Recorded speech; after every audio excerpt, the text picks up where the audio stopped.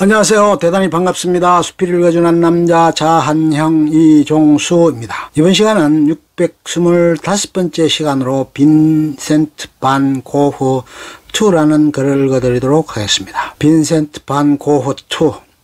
다시 집으로 돌아온 고흐는 이제는 할아버지와 아버지처럼 목사가 되겠다고 선언했다.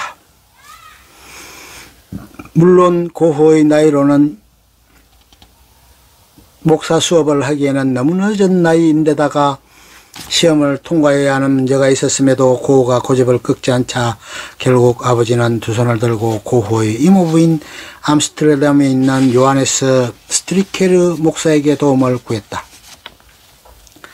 스트리케르는 조카의 정신이 정상적이지 않다는 얘기를 듣고서도 자신의 인맥에서 가장 우수한 교사를 붙여서 고흐가 목사가 되는 국가고시를 준비할 수 있도록 도왔다. 하지만 이마저도 목사의 딸인 코르넬리아 보스, 보통 K라고 불렀다. 내게 빈센트가 사랑에 빠지면서 다시 정신적 혼란이 일어났고 국가고시 시험 준비도 끝장나고 말았다. 그가 전에 근무하던 화상의 일하는 방식에 대하여 회의를 느꼈던 것처럼 가난하고 불쌍한 이에게 전도하는 것이야말로 가장 중요한 사명인데도 그런 전도보다는 실질적으로 전도에는 불필요한 지식을 쌓는 것을 더 중요시하고 그래야만 성직자 사회에서 인정받을 수 있는 것에 진저리를 내서 일부러 시험 문제가 너무 어려워서 합격할 수 없겠다는 식으로 빠져나왔다는 얘기도 있다. 아버지가 성적자이기도 하고 이모부까지 나서서 자신의 시험을 도와줬는데 차마 성직자 사회가 개독들만 가득해서 들어가기 싫다는 식으로 말할 수는 없었다는 것.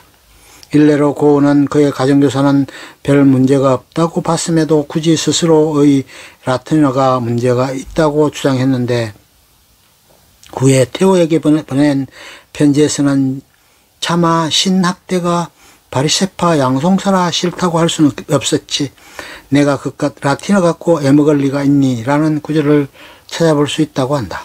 결국 다시 아버지가 나서서 벨기에의 공업지대나 탄광지대에서 선교활동을 하는 선교단체의 전도사로 들어갈 수 있는지 알아봐야 했다.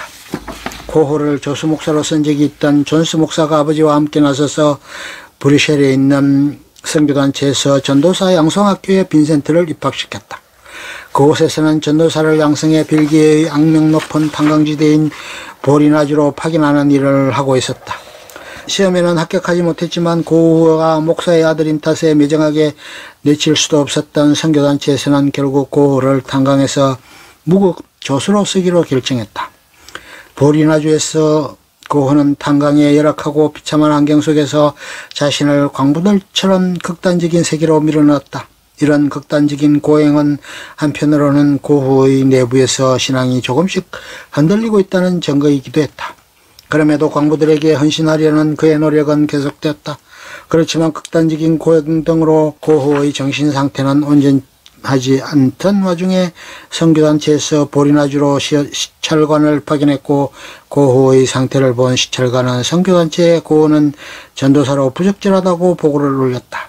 선교단체에서 해고당한 고흐는 중재를 부탁하려고 브뤼셀까지 걸어서 아는 목사를 찾아갔고 그 목사는 고흐가 성직보다는 미술에 더 재능이 있는 것 같다는 것을 눈치채긴 했지만 그럼에도 본인이 스스로 깨닫게 하려는 목적에서 성직의 길을 계속하고 싶다면 보리나주로 돌아가서 무급으로 조수일을 다시 시작해야 한다고 충고했다.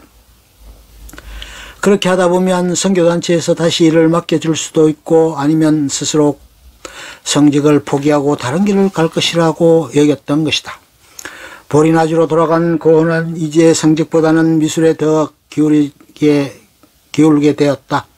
보리나주 사람들의 비참한 현실을 그림으로 그리고 싶어 했던 것이다. 그러나 미술적인 훈련이 부족한 탓에 그것이 쉽게 되지는 않았다. 그럼에도 미술을 하겠다는 열의가 강해서 결국 고흐는 만 27세이던 1880년 10월 보리나주를 떠나 브뤼셀로 가게 된다. 화가의 길로. 브뤼셀로 온 고흐는 화가가 되기 위해 조언을 구했다. 브뤼셀의 미술 아카데미에 들어가는 게 상식적이고 일반적인 코스이긴 했지만 고흐는 독학으로 실력을 쌓는 것을 더 좋아했다. 고흐가 브뤼셀에 왔을 때 동생 테오는 화상의 길을 가면서 회사에서 승진 중이었다. 한편으로 태호는 파리 미술계에 불던 인상주의나 종합주의 같은 새로운 미술 사조들을 편지를 통해 형 고호에게 알려주기도 했지만 원래 미술이라는 게 글로 쓴다고 이해할 수 있는 성질의 것도 아니었기 때문에 고호의 인상주의나 새로운 미술 사조에 대한 이해는 상당히 늦은 편이었다.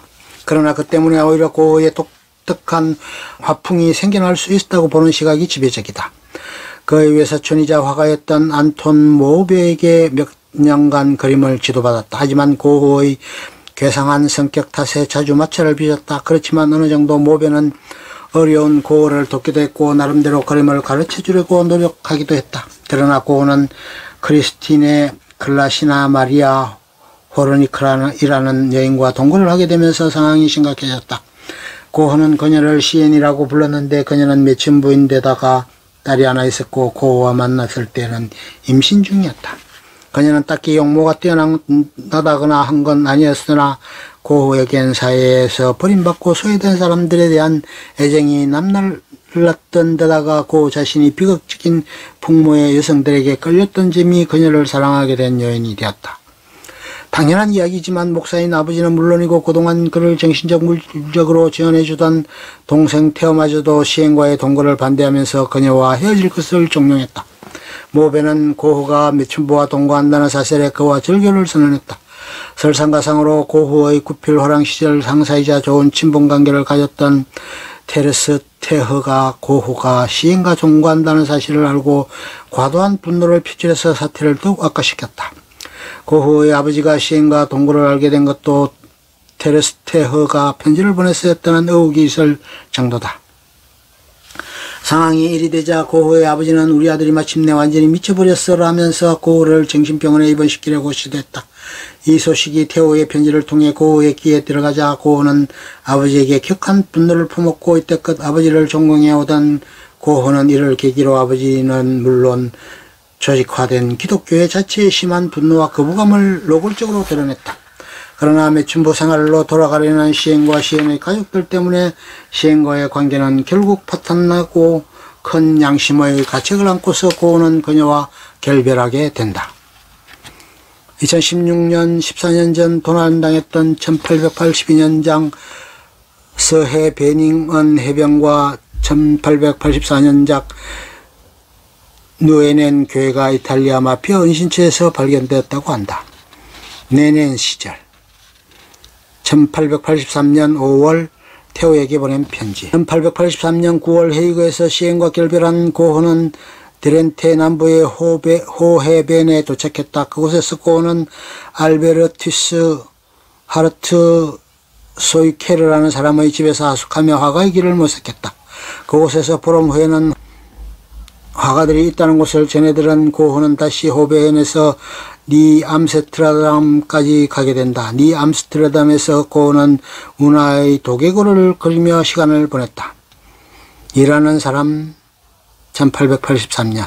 이 시점에서 고호는 유화를 그리고는 있었지만 작품의 기법상으로는 물감으로 소묘를 하는 것이라서 유화라고 해도 결국 소묘와 다를 것이 없었다.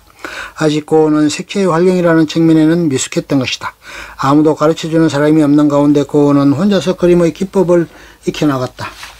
외딴 시골의 황야와 습지에서 고호는 순수한 자연을 동경하면서 고독하게 살려고 했지만 마음대로 되지 않는 그림 실력에 다른 화가의 도움이 필요하다는 것을 깨달게 되었다.